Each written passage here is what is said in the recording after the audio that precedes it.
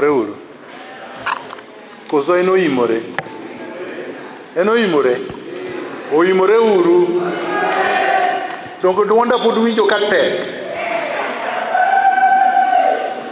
An ok ang'etni, be ok andekni. Ago erokamano ne Bishop to gi ACK Church mondo orwaka ahero. Ago erokamano ne Senator Uta to kod ji duto mane e kanisa sani. Ero uru kamano. Ago erokamano ne jodala mose lemo, mose bedo ka jiwo chunya, mose wuoyo koda, mane oloso nyasi makawuono. Ero uru kamano. Now, for the sake of the fourth estate and for the rest of the country, first, I wish to express my gratitude to the church, to the bishop, to Senator Uta, to my family members, including Mr. Oriare, Engineer on this, and the rest of the people in the crowd, in the church. I want to express my gratitude to the President of the Republic of Kenya, Dr. William Samoei Ruto, for keeping his word to me and his commitment to the rule of law. I want to express my gratitude to the judiciary of Kenya for upholding the rule of law and making sure that the principles of constitutionalism were adhered to and are adhered to. I am the only one in the entire world since the beginning of time who has been declared a non-citizen from his country of birth. The entire world. It's not just in Kenya. It's not just in Africa. The entire world. I'm the only one in the entire world that has been denied the right to fly to Africa. All African countries. I was not just banned from coming back to Kenya. I could not go to Uganda. I could not go to Tanzania. I could not go to South Africa. I could not go to Nigeria. I could not go to Zambia. I could not go to any African country. That is why I could only fly to Europe. And after I fly to Europe, they denied me the right to board any plane going to the African continent. So then you have to ask yourself, why? Why? Because in law, and I understand law very well. I have studied law very well. I practice law in Canada and here.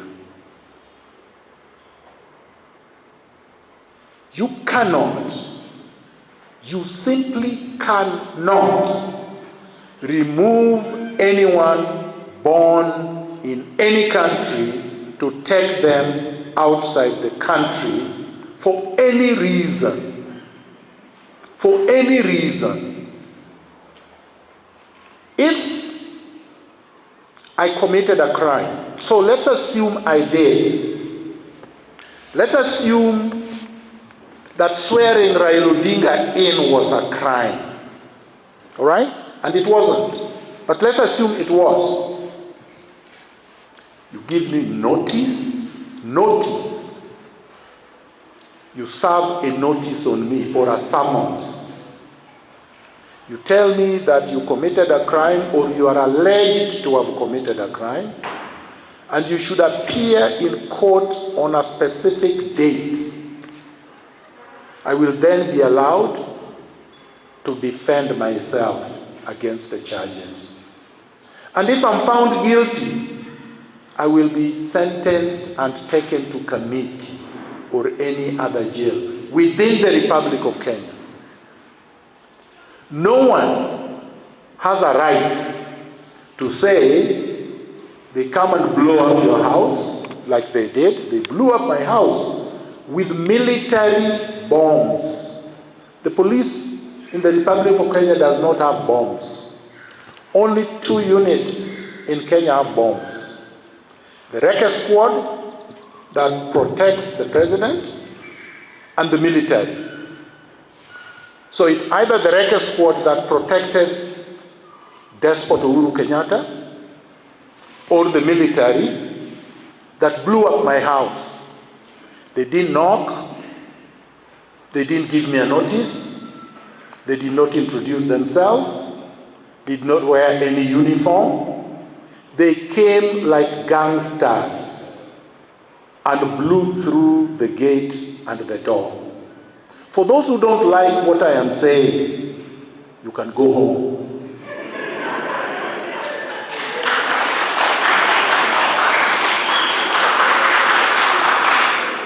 For those who are not ready for the truth, you can simply not listen to me. I will tell the truth until I die. And I'm a man who dies on his feet, not on his knees. I will never, ever kneel before another human being. Never. I only kneel before God, not another human being.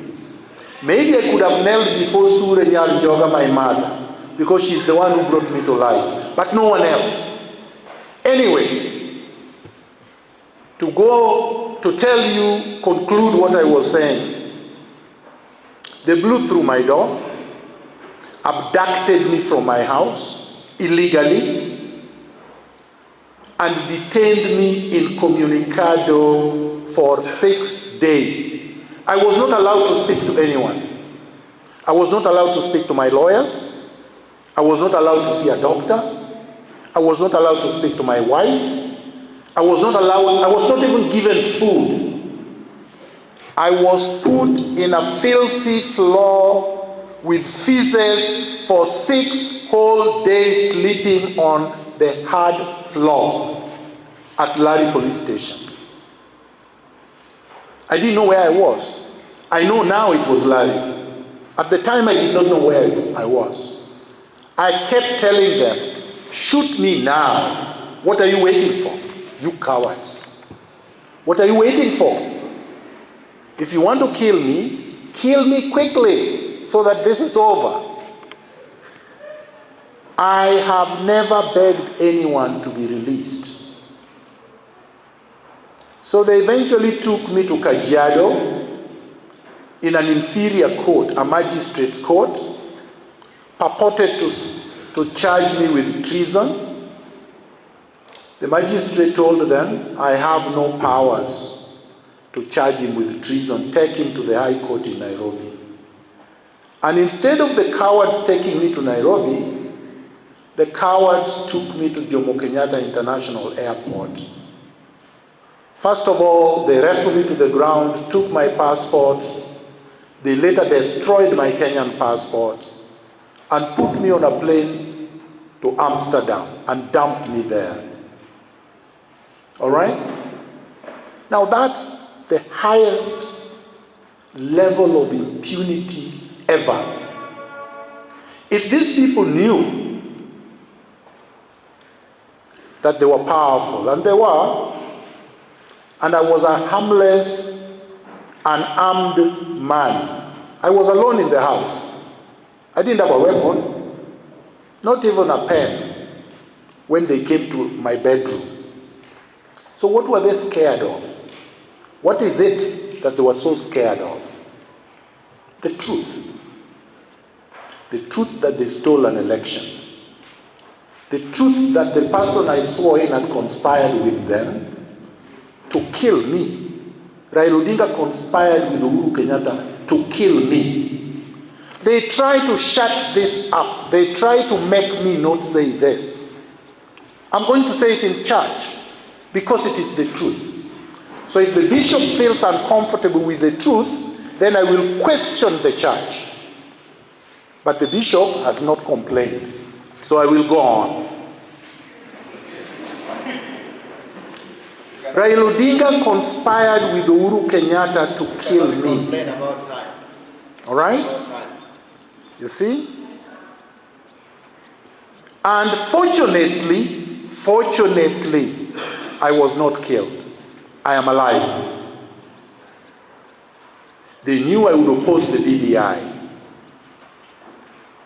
They knew I would not accept the shenanigans. So they kept me out of the country. The other day, after President William Ruto was elected popularly by the people of Kenya, all that propaganda that I was not a citizen was vanquished. They simply asked me for one thing: send us a passport-sized photo. I sent it. Within 2 minutes, this passport was printed. Nobody asked me to fill a form. Nobody asked me to become a citizen again, because I never lost my citizenship. I am a Kenyan, will remain a Kenyan, will die a Kenyan. So if you are afraid of my presence in Kenya, get used to it, because I'm going nowhere. If you are afraid of the truth, go elsewhere, because I will not stop telling the truth. The truth shall set us free. Bishop, they killed Jesus Christ because of the truth. Those who feared the truth killed him. Some of them were bishops. So,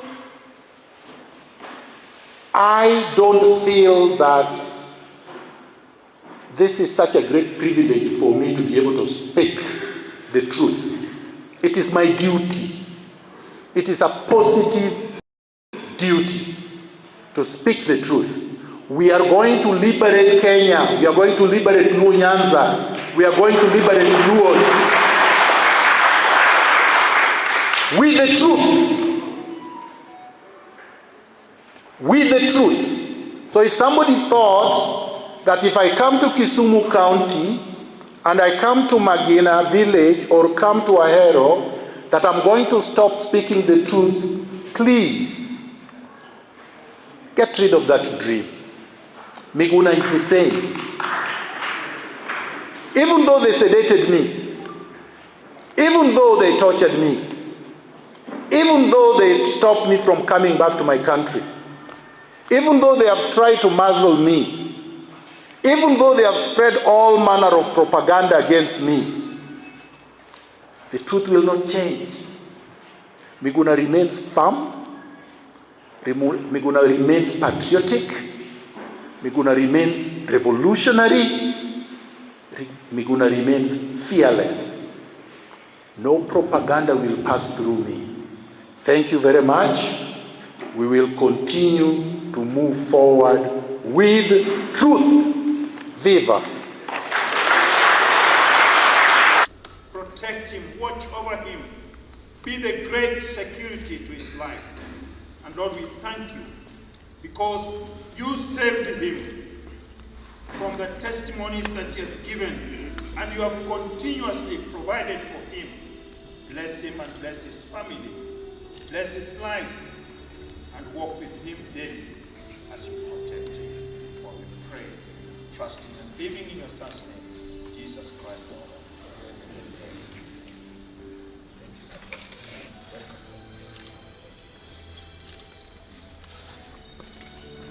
Listen to our Vicar General.